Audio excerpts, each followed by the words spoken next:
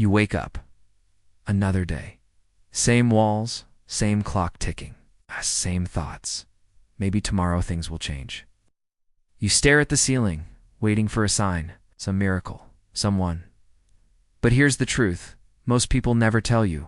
No one is coming. Not your parents, not your friends, not some mentor, not a hero with a cape, not a lucky break. No one is coming to save you, and at first that truth feels brutal. It's like a punch in the stomach, because deep down we all wish someone would. Just rescue us from the mess, fix our problems, give us the roadmap, carry the burden. But once the panic fades, something else rises. Power. Because if no one is coming, then you are the one. And that's the greatest realization of your life. There was once a guy, maybe a lot like you, waking up late, checking his phone before his own thoughts. Days.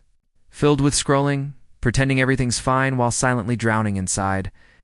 He'd dream big, then instantly doubt himself. Postpone. Justify. Blame. He had goals, which are written on crumpled paper under his bed. But no drive to chase them. Every week started with, next week I'll begin. He waited for motivation, for approval, for the right time, for someone to notice his potential and lift him out of the mud. But weeks turned into months, then a year. Life didn't pause, it moved.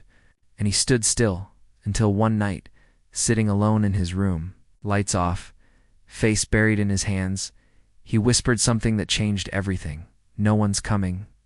so I have to. It wasn't loud. It wasn't heroic. It wasn't but it was real. It was the first moment he took responsibility for everything. His habits, his thoughts, his laziness.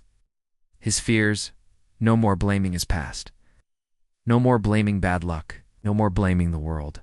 Because even if none of it was his fault, it was still his responsibility. From that moment, he became dangerous. Not because he was better than anyone else, but because he stopped waiting. He started waking up before the sun, even when he didn't feel like it. He went to the gym while his body begged for sleep. He read books instead of watching highlight reels. He said no to people who drained him. He broke away from the crowd even when it meant walking alone. He faced rejection, embarrassment, pain, and kept moving. And slowly, changed. Not overnight, not with some magic routine. But day by day, discipline by discipline, pain by pain, he became the person he used to wish would come save him. He became his own rescue. Listen. Most people live in waiting rooms, waiting for the right time, waiting to feel ready. Waiting for someone to give them permission. But time doesn't stop. Life doesn't owe you. And readiness is a myth. You become ready by acting, not by overthinking. The world will try to sell you comfort, but comfort is a slow death. It rots your spirit. It convinces you that survival is enough. But you weren't born to just make it through the week. You were born to rise, to build, to transform, and none of that happens by accident. You've got to look yourself in the mirror and say, if it's going to happen, it has to start with me. You don't need a perfect plan. You don't need every answer. You just need to move. Today. Right now. Start small. Wake up 30 minutes earlier. Break one bad habit. Learn one useful skill. I'll say no to one distraction. Do one thing today that the old you would have avoided. It's not about motivation. It's about momentum. And here's what no one tells you about momentum. Once you build it, it builds you. One good decision becomes 2. One win becomes 3. One step forward becomes a sprint. People will ask you what changed, and you'll smile, because it wasn't the world that changed, it was you. You stopped waiting to be chosen. You chose yourself. You stopped asking for directions and started forging your own map. You stopped chasing applause and started chasing growth. You stopped escaping discomfort and started using it. Pain became your fuel. Doubt became your fire. Discipline became your freedom. And the best part, you didn't need a savior. Because you became one for yourself.